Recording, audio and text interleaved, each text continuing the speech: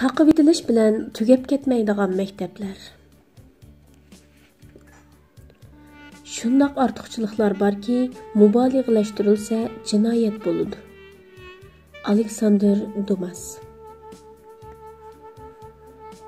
Uchar universitet 1883 yil qurilgandan tortib, asli holatini saqlab qolgan holda 1905-yilgacha xizmatini davomlashtirib keldi. Bo'libmi, ayollarning bu qonunsiz ma'rif o'rniga bo'lgan qiziqishi kuchli edi. Bular o'quvchilarning 70%ni tashkil qiladi. Bu jarayonda 3000 qiz Uchar universitetidan diplomini oldi. Uchar universitet diplomning 6 yillik astoydil o'qitish natijasi bilan elindiganligi nazarga ilinganda bo'lsa, 22 yil ichida bu universitetda qanchalik odamning o'qiganligini mo'ljallash qiyin emas.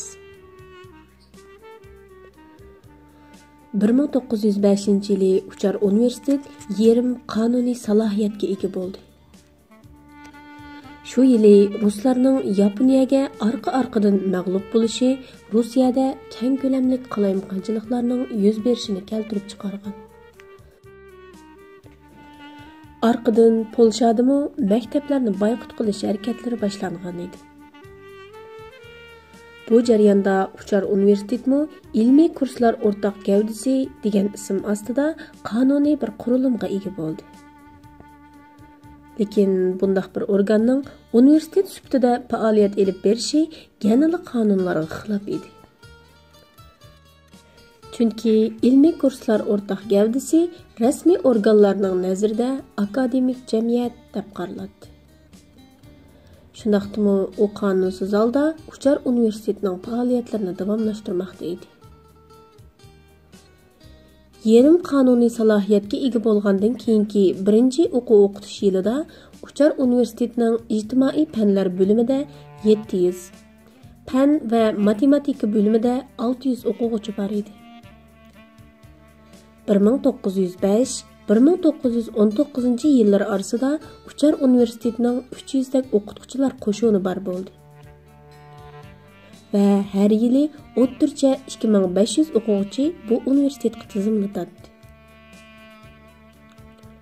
1919-yili Polsha mustaqillikka erishib, yangi davlat universitetlari qurilganda ilmiy kurslar o'rtaq gavdasi Volna Vishkhintsa degan ismda shaxsiy universitetga aylandi. 1905-yili Polshaga ma'rif jihatda boshqa yangiliklarni olib keldi. Universitetlarda boshlang'ich maktablargacha kengaygan boyqutlar natijasida davlat Polsha tilida dars o'tiladigan shaxsiy maktablarning ochilishiga ruxsat qildi. Lekin shaxsiy maktablarning diplomlari ya askarlik tizimlatganda yoki Galtiya sirtidagi universitetlarga kiradigan chog'da ishga yaramaydi. Bir qancha yildan keyin Shveysariya bilan boshqa ba'zi Yevropa davlatlari bu maktablarning diplomlarini e'tirof qilishga boshlagan bo'lsa-mu, ruslar bunday qilishga faqat yaqin kelmadi. Nimani bo'lmasin, qo'lga keltirilgan bu ish polshaliklarga nisbatan bir fursat edi. Polshaliklar istixiylik holda bu fursatni bir ma'rif safarbarligiga aylantirdi. Uningdan burun, ya'ni 1882-yili dаңliq yozuvchi Josef Ignatius Krasgevskining tug'ilgan kunini xotirlash munosabati bilan to'plangan fondni ishlatib, Galtiyada boshlangan va boshlang'ich ma'rifni umumlashtirishni nishon qilgan Polshalik maktab ana safarbarligi bu qitim 100 minglarcha o'quvchini o'z ichiga olgan bir tashkillanishga aylandi. Her tarafda arqa-arqadan kütüpxonalar açıldı. O'qish, yezish davlat miqyosida umumlashdi. Maktab ana bo'lsa, taraf-taraflardagi boshlang'ich maktablar va kütüpxonalar bilan birlikda bir oyog'i barmagan qisqa vaqt ichida nihoyat zo'r ko'lamlik ma'rif to'riga aylandi. Bundaq bir ma'rif safarbarligini qisqa vaqt ichida mushundaq tashkillik holatga keltirish oson ish emas edi. Uning ustiga ishlarga qiyinchilik tug'diradigan boshqa masalalarmi bor edi. Davlat atalmış erkin qo'yayotgan shaxsiy maktablarning ochilishini bir talay rasmiyatlarga chirmayotgan. Har bir maktabda vazifa o'taydigan o'qituvchilar to'g'risida eng inchik tafsilotlargacha bo'lgan barliq narsalarni isbotlash shartini qo'ygan edi. Mana mushunda qiyinchiliklarni yengib, faoliyat boshlashga muvaffaq bo'lgan maktablar buningdan keyin mavjudlikni davomlashtirish uchun kurash qilishga majbur edi. Masalan, bir maktab yig'inida davlat tarafidan yot deb qaralgan kishining so'z qilib qo'yishi minglarcha rubllik iqtisodiy jazoning berilishiga sabab bo'ladi. Qisqa vaqt ichida yerlik rus amaldorlarining maktab anining jamiyatda kuch ko'rtkuvchilik qilayotganligi va davlat maktablarining mavjudiyatini xavfga itirganligi to'g'risidagi voysashlari anglashga boshlagan edi. Nihayat 1907 yilning oxirgi kunlarida maktab ana gavdisi butunlay taqib etildi. Taqib etilgan asnoda maktab ananing boshlang'ich maktablarida 63 ming, yaslilarda bo'lsa 2400 o'quvchisi bor edi. Mal-mulki bo'lsa, mayli yer zamin va bino bo'lsin, mayli naqd pul bo'lsin, yuqori pallaga yetgan edi. Bular ruslarning eg'ir bojlari ostida ballari bukilgan xalqning ming bir mushaqqatli yig'ish qilgan ionalardan iborat edi. Maktab anadan keyin boshqa bir organning qurilishiga ruxsat qilinmadi. Chunki davlat har xil yangi qurilmalarning burunqining davomidan boshqa bir narsa bo'lmaydiganligini to'nib yetgan edi.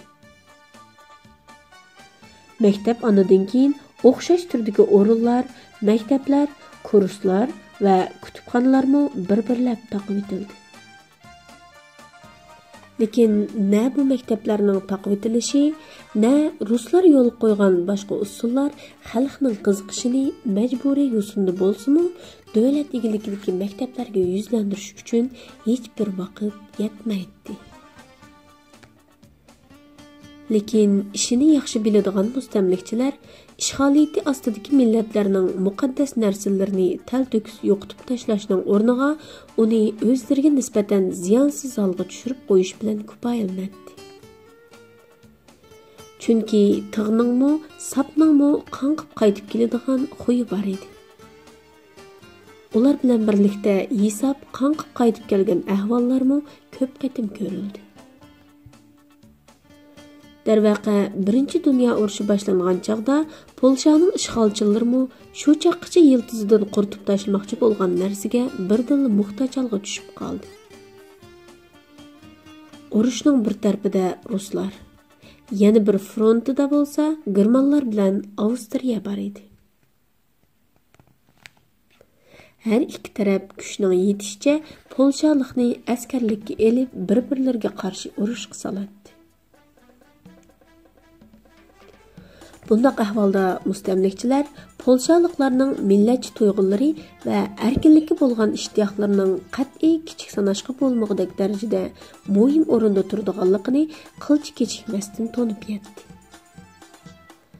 Urushning dastlabki kunlarida e'lon qilingan bayonotda Rus armiyasi bosh qo'mondoni Grandut Nikolas Polshaliklarga bir paxlan terisiga o'rangan holda nihoyat shirin so'zlar bilan xitob qilgan edi.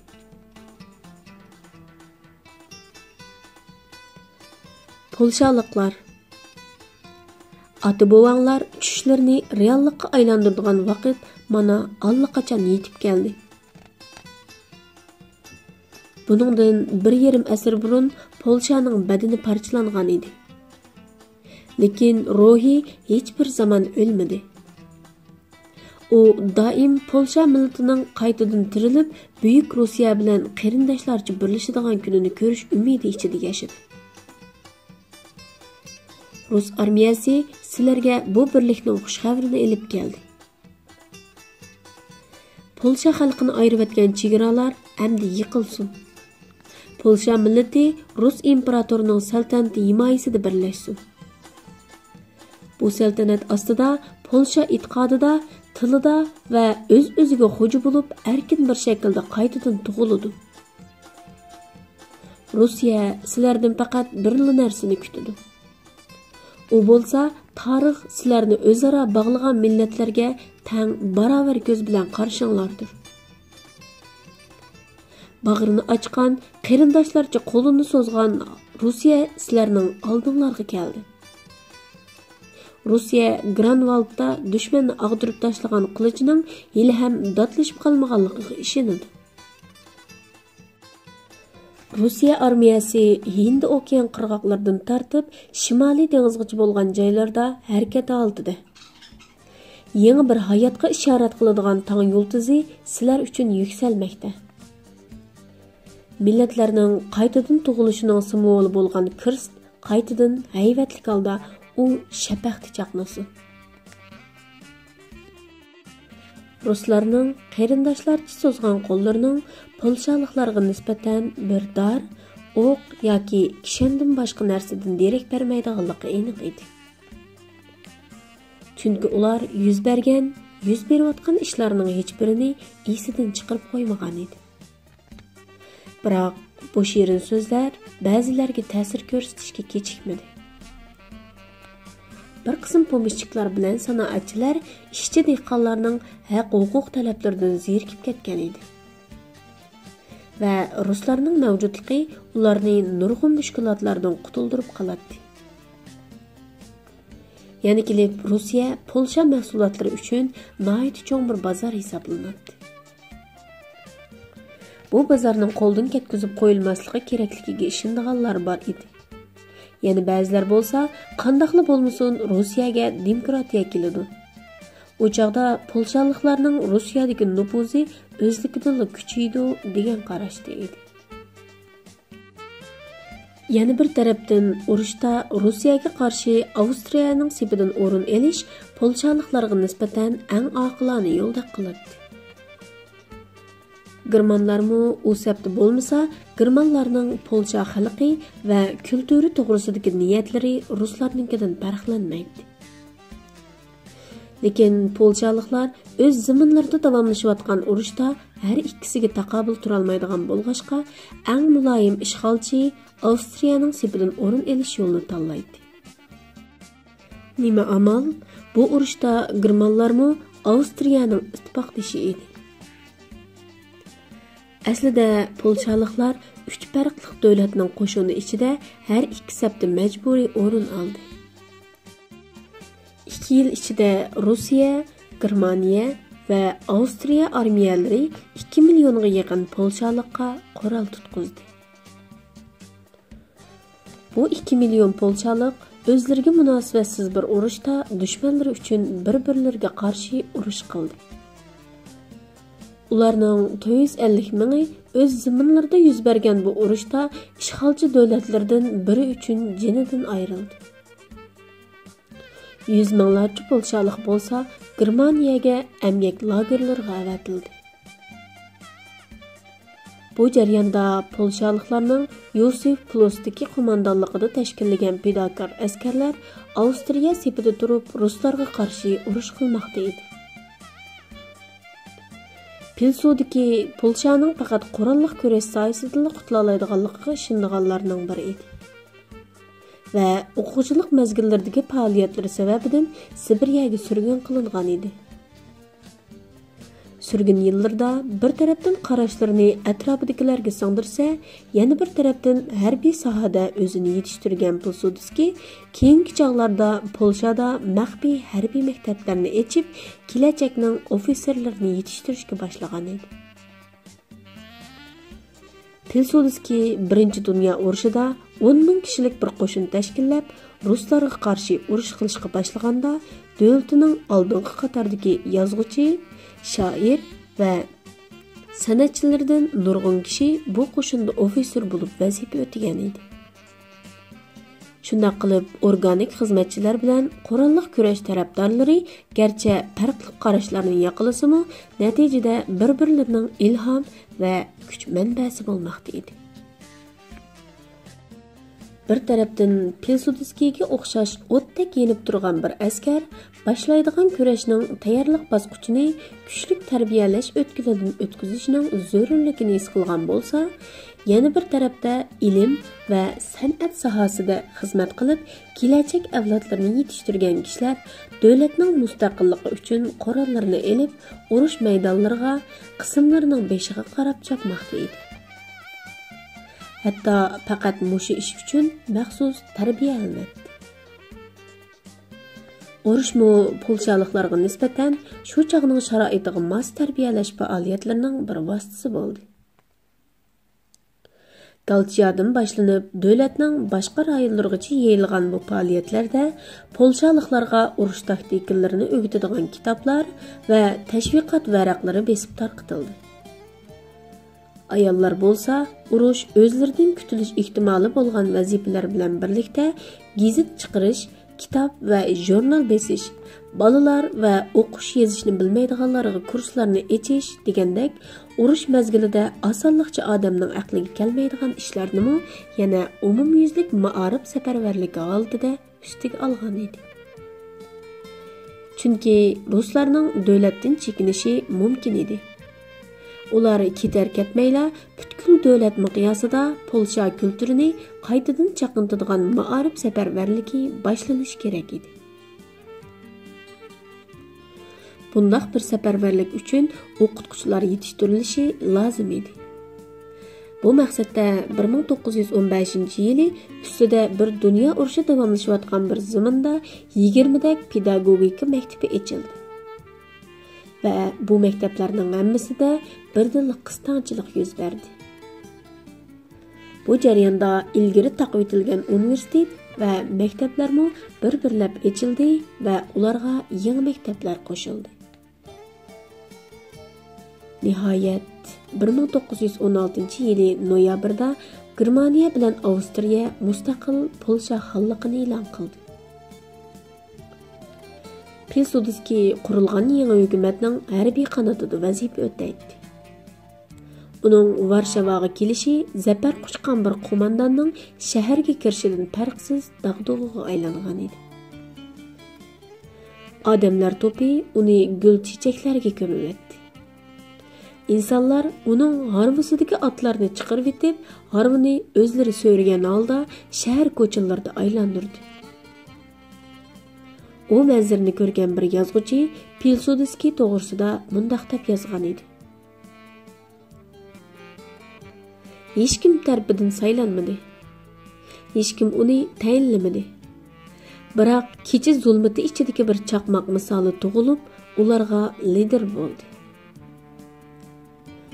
Lekin davlatni butunlay ishg'ol qilib olgan Germaniyaning bu mustaqil davlatning qo'lidagi tizginni qo'yib etishni e'tiborda qilmaydi. Shu kungacha Avstriyaning qo'mondonligida urush qilgan qo'shinning Germaniyaning qo'mondonligiga o'tish talab qilinib, Pilsudski bu talabni rad qilib vazifasidan iste'fo berdi. Orqadanla tutqun qilindi. Bu mustaqillik harakati buningdan keyin Parijni markaz qildi. Birinchi dunyo urushining oxirlashishi Polshaning haqiqiy ma'nodagi mustaqil davlatga aylanishi deganlik bo'ladi. 1918-yili 9-noyabrda davlatning mustaqilligi e'lon qilindi. 10-noyabrda surgundagi Pilsudski qaytib kelib prezident bo'ldi. Lekin bu milliy qahramon kechikmasdilla qilgan qahramonliklarning talonini millatining oldiga qo'ydi. Gerçi asosiy qonun uni prezident sifatida parlamentning oldida javobgar deb bekitgan bo'lsa-mu, Pilsudski armiya sifatida kelganligi, shundaqla bosh qo'mondon bo'lganligi uchun bu hukm tatbiqlanmaydi. Oxiri 1926-yili Pilsudski askarlarni Varshavaga elib kirib, hukumatni ag'dirib tashladi. Parlamentni amaldan qoldirdi. Shuningdan tortib, toki 1933-yili vafot bo'lguncha haqiqiy bir diktator bo'lib, Polshada hayvasini ko'rsatdi.